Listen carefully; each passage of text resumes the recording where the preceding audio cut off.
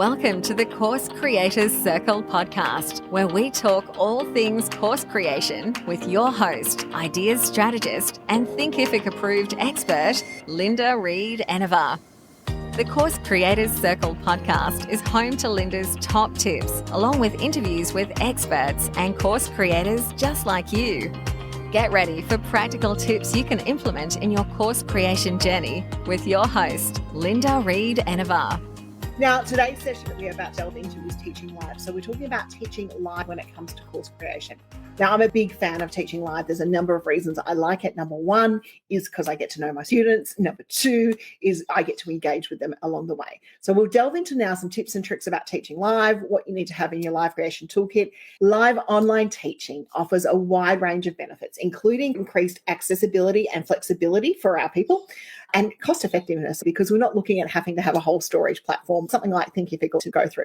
And for me, I like to quite often deliver my beta or my courses either as a series of webinars and then stitch them all together as a course, or as a live challenge along the way. It allows you to be flexible and move with your people. And that's what I do love about it. It's a really handy tool from there to being able to change. And we've all been there if you've taught in a classroom and you've got a series of deer in headlight teaching moments where people are going, no, this is not making any sense to me. Live teaching allows you to be able to change. It allows you to be there on the spot. I know there's moments in time where I've looked at everything. I've got everyone in a training room and a live training, and they're all looking at me going, no way do we have a clue what she's talking about. So I've thrown the notes away and said, we're going to teach something else today. We're going to look at what you need to, where are you at with your journey? You take a quick survey of the room and you need to look at teaching from there. My first journey into online teaching was allowing me to reach a wider range of students. If you don't know about it, we run the Facebook group called Business, Business, Business. That Facebook group has 33,500 members. So being able to reach our members, and no matter where I ran a workshop, wherever in the world, wherever I was going, for people to be able to get in there. So it allowed me to have more interactive experiences. It allows my membership to be an international offering. And I absolutely love that. And it allows for more interactive learning experiences. We're able to chat. You're able to go, hey, Linda, you weren't sharing your screen. It's about being able to connect and do all of those sorts of things. And it allows for everyone to be able to come in. And I really think that's amazing. And I love that interaction with my students. And I say even getting in the physical classroom is something I love to do because it feeds me, it tells me what the next course I need to be able to create. And the benefits for our students is through thought discussion programs, forums, even just sharing different tips and tricks and how they can learn from each other, and they can provide feedback to each other in real time. And I find that extremely beneficial, especially within our group programs. I know my marketing circle members and the Course Creator Circle VIP members are great in being able to support each other. They provide feedback to each other and they bring a different perspective than what I bring as a coach. And that's amazing when we have people taking things to market and working with each other. So that's another benefit. Teaching live also has benefits for us as instructors. It allows real-time access. It's my favorite reason for teaching online. It also allows us to make sure that we know that what we're delivering suits them, but it gives us our future courses. You will hear me say, listen to your students. Your students will tell you what they want to learn next. And quite often, it isn't the next course you have in your head. It's the course that they need that's in their head. And it's just a matter of shuffling. We had to do the same thing in creating our courses. Even my course plan has changed because the needs of our students have changed. And that's where live training really helps us being able to tap into seeing where those gaps are.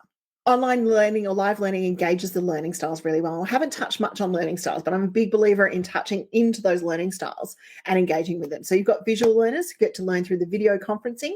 We can provide visual aids, little workflows, little tips and slides that will engage those visual learners along the way. So they get happy with us teaching a live course.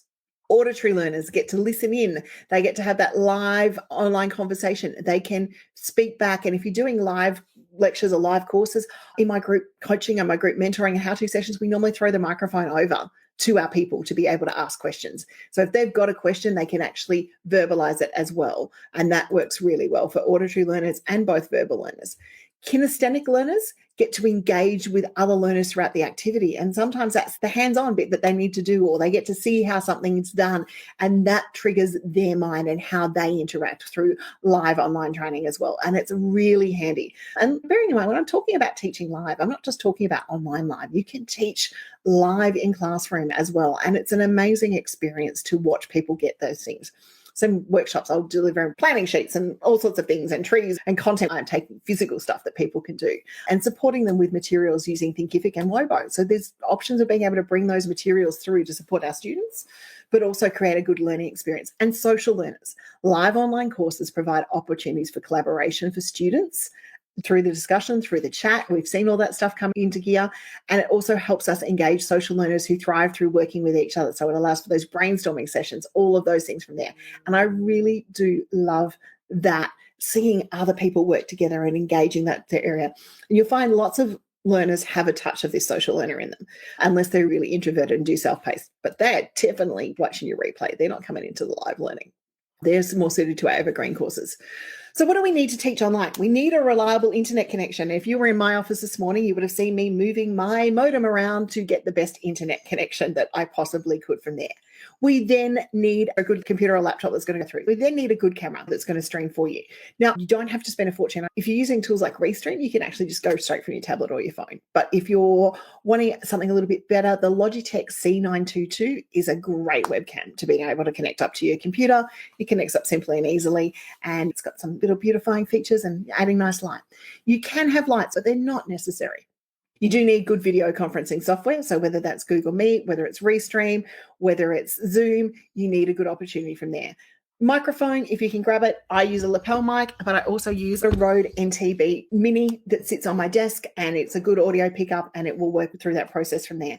A registration page is another thing that we need. So making sure that we've also got then a registration page. That registration page needs to go through to your email sequences. So connection between Zapier and whatever our registration platform is and the email sequence from there.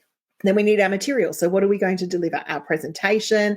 If we've got handouts, we need our handouts and a plan for student engagement. So asking questions along the line. So part of what we're doing, particularly engagement, is I've been asking you which bits do you want to see next? And then we need some flexibility, because live online training, as I said, is an environment where we've got humans in the classroom. So we might need to adapt a little bit along the way.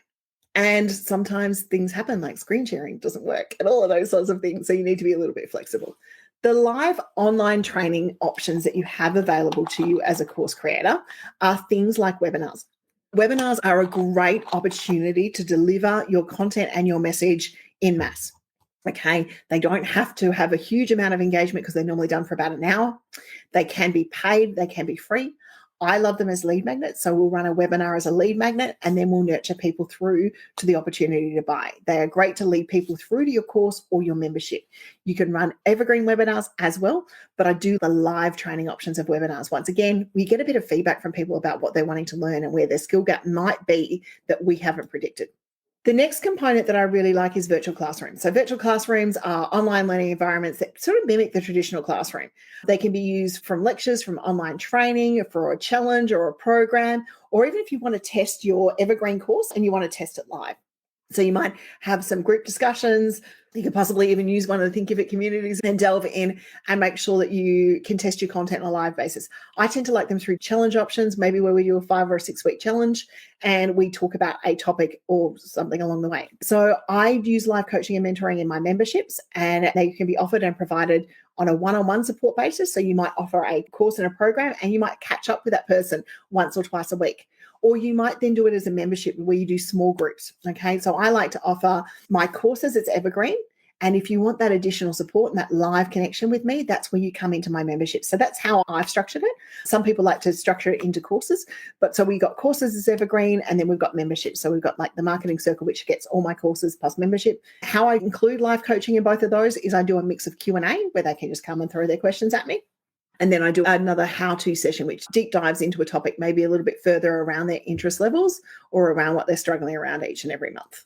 And if you're running people through your evergreen course as a challenge, it's a great way to give them the components and they go, okay, come and ask me the questions. This is your homework this week. These are the bits you need to do. Come and ask me some questions. So that's another good option that we have when it comes to live training. Virtual workshops and challenges, which is similar to the virtual classroom, being tailored to different experiences. I like to put hands-on activities in mine, and I either like to run it as a 2-day or a 5-day or over a series of weeks on a regular basis during each week. You've got to look at the content you're going to deliver in a workshop or a challenge and just make sure that you've got enough break in between for them to do the exercises. We ran a course creation kickstart over 7 days. was most probably achievable if people had nothing else on for the week, but it was better delivered over 6 weeks. And that was a lesson that we learnt from our students as we were going through. When we go through teaching online, we need to set clear objectives. We need to identify what the specific learning objective for the training is, no different to creating a course really. And then we need to make sure that's going to align with our target audience so that we can then decide how we're going to deliver that online training. That's the big component. The objective is there. We need to make sure that we're preparing our materials such as handouts and slides and assessments and make sure that they're somewhere where the students can access. Okay, live training, live events is heartbreaking if you don't have the minimum number of attendees that you wish to have in there. However, do not ever not run them, okay? The thing is, you never know if that live event trainee is going to be the one that converts. I've run training sessions for 2 people. I run them for 1 even. I've actually run them for 1 and still converted off those training sessions because that person got to spend some one-on-one time with me. So especially if we're looking at from webinars, rule of thumb is to make sure you've got enough time to promote it. So we like to have 6 weeks. So I've got time to do promo videos, promote, record, put our login dates, make sure that we're adding the event to places like LinkedIn, Facebook, and we're promoting the event and the date and the times and login details. And then we want to make sure that all of those details go into the email as well. The next component is to plan for engagement. So plan for people having a chat with you, having audience discussions, creating some questions along the way that will help people engage with you. As I've said before, drop me a smiley face, drop me an emoji, let me know that you can hear me. Be flexible with live online training, especially. We need to be prepared to adapt. We need to be open to feedback and suggestion from our audience. Not all feedback is valid, I'll give you that, but we do need to take feedback along the way and just make sure that everyone's feeling great. And when things muck up or you muck up, be honest with your people. Be honest and say, hey, I didn't do that, or I need more coffee, or whatever it is that you need to do. Be flexible and take those suggestions. And if they can't see something or they can't interact with something, try and be as flexible as you can to being able to move it through and get them what they need. The other thing is when we do live online training, making sure that we actually follow up with our people. We want to collect our feedback. We want to evaluate where we're going. We also just want to make sure that we tell them what the next step is. And we'll encourage people to email us back and let us know anything that they want to learn along the way. What can you possibly teach live? Think about the challenges. Think about those sorts of things that you can possibly teach live as a course creator to either lead to your course or to test out a theory about your course. Can you let me know in the comments? I would love to hear about it. I'm keen to see what you will teach live, but if you've got any questions about teaching live, feel free to be able to ask me along the way. I'm looking forward to seeing you all soon. Thank you for listening to the Course Creators Circle podcast. Don't forget to check out the full range of resources available for course creators at www.thecoursecreatorscircle.com.au.